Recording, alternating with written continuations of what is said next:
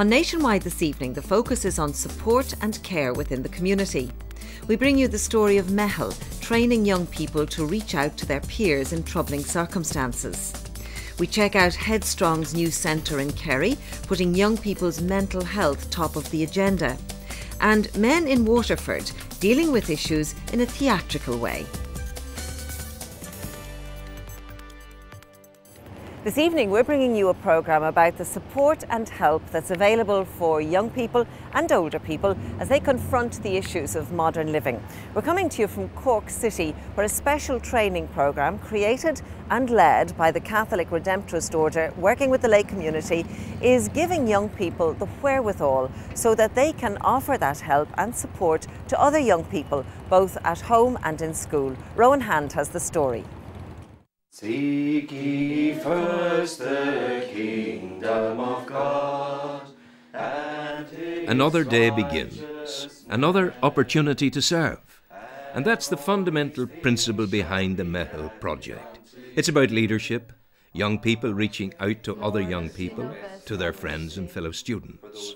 The youngsters who come are being helped by this mentoring team, priests and laity, to develop skills that will make a difference for the better in the lives of those they touch. We deal with the world, or when we meet situations or we meet people, we have... Noel Keogh, Newry man of the world and a modern Redemptorist priest. Noel's a missionary by nature and by calling. And after training in Brazil, he's back in Ireland, where his new mission is among young people in Cork. And you know, if you look, if any of us can remember when we were that age, we need to belong. We need to be part of the group. And if I was to stand in front of young people and tell them that drugs are bad, you know, it might go in one ear and out the other. When they start telling each other it, that's where real changes happen. The lay people involved with you, how do you regard them? Are they slightly second class, or are they up there as equals? No, I think we understand our mission here, and our mission statement is that we are a team of Redemptorists and lay people who as one and as equals work in ministry together. So there's not that these are Father's little helpers. These are lay people who are skilled, who are professional, who have got gifts to offer for the service of the church, and they do that in partnership with Redemptorists. 55 young people are spending a week in May at the Meithael headquarters in the city. The skills they acquire will allow them to return to their schools and be helpful to younger students coming into their new school for the first time. Exercises in team building and initiative development are all part of the curriculum for the week of training. Fun is in there too, in the formula for the week.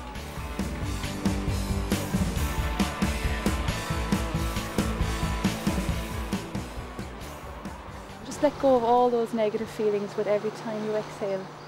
Quiet time is important too. A time for reflection, meditation even. Melda O'Donovan, a teacher by trade, helped create the programme 20 years ago, and she's still involved. I think there's many factors why it has withstood the test of time.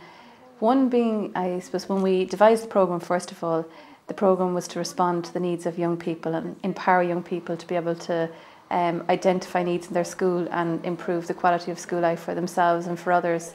But the training isn't just about leadership training, it's about becoming moral leaders who have a very strong sense of justice, compassion and humility. And that's the vision and that's the core of the programme.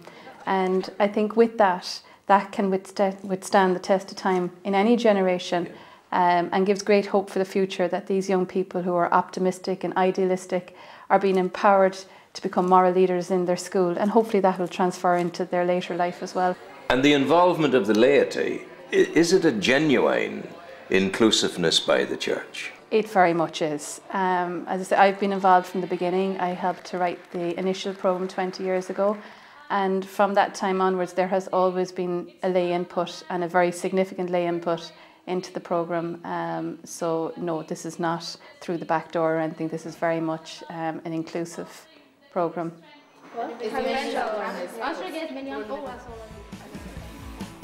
Now matters are becoming serious. There are challenges to be met. Improvisation is on the line, There's unity of purpose and a willingness to cooperate on finding the best way to build a strong structure from the vulnerable elements of straws and pins.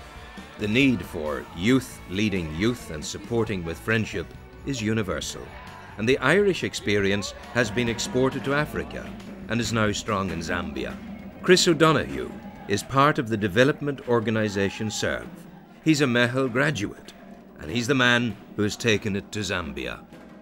It translated into the African culture easier than I would have imagined, probably because A, we're working with Zambian young people as the facilitators, and B, because what we're doing here in Ireland works right across. Young people tend to be the same from my experience in every country, no matter where you're working with them. The needs are different, but the young people tend to be the same. What's the joy of the African experience? The joy is, to me, the need is greater in Africa. There's a need to work with young people here, but the needs are very different. The Meithael programme students here will be working with first-year students, and they could be working about library books, about maps. You translate that to Zambia, and they're working with people who are HIV positive, they're working with people who are orphaned or vulnerable children. So while the young people are different, the needs are a bit more extreme in Zambia. When we deal with the world, or when we meet situations or we meet people... So what of the young people themselves?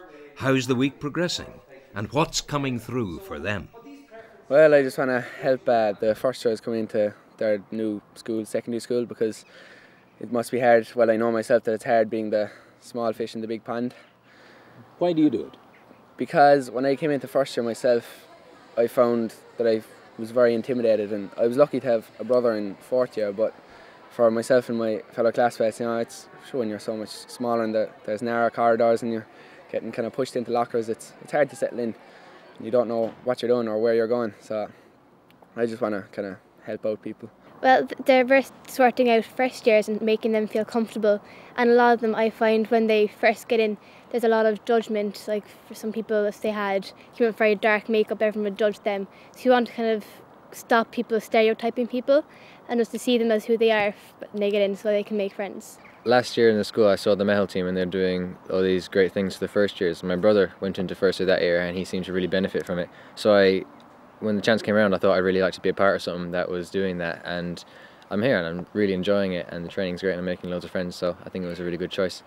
Apart from learning a lot about myself, I'm learning, you know, a lot about other people and being more aware about what they are and their personalities and just themselves in general, you know, because there's more to everyone than meets the eye. I just want to explain to you for about 2 minutes the Meithael training that will be coming along, and your class and the rest of the fourth year. This is Nan O'Nagle College in Cork. It's very much part of the project, and Sister Carmel Ryan has seen the benefits. It's experiential learning that they couldn't possibly get in a classroom, because we wouldn't be able to give them this experience. Simple things like organising, planning events, evaluating them, and negotiating and communicating with adults as well as their own peers and the younger students. To school? Yes. Most of the time they organise an event for the first years normally at least once a month, and they have to plan that, they have to evaluate it when it's over and run it, and then they have to negotiate with the school authorities and the teachers around taking students out of class, themselves being released from class, so that they're using all the skills that they've learned. I think it's one of the things that prevents bullying happening as well, because the juniors have seniors that they know they can talk to. And we don't have a problem with bullying, and I would give credit to Meithael for part of that. With the present secure, built on the strengths of the wise planning of the past, Father Noel now looks to the future. They're developing a specially designed centre here at Castlemahon House, once the family home of the famous Cork golfer, the late Jimmy Brune. In its new life, this will be a place of the welcomes, a conference and training centre for all the needs of the Redemptorists outreach programme.